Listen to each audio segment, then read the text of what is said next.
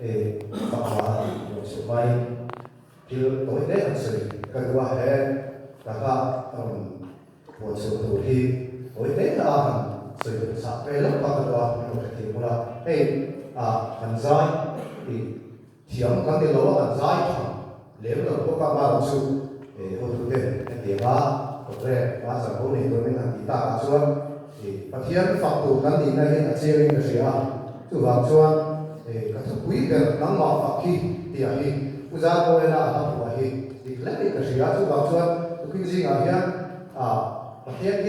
cái thiểm này cái thế đó mong ở bộ tổ chức thành số thì ta sẽ làm tôi kinh gì ở hiện cái điểm sự vấn làm bảo vệ rồi thì sự cái chia cái ngoài ở vào sự phát hiện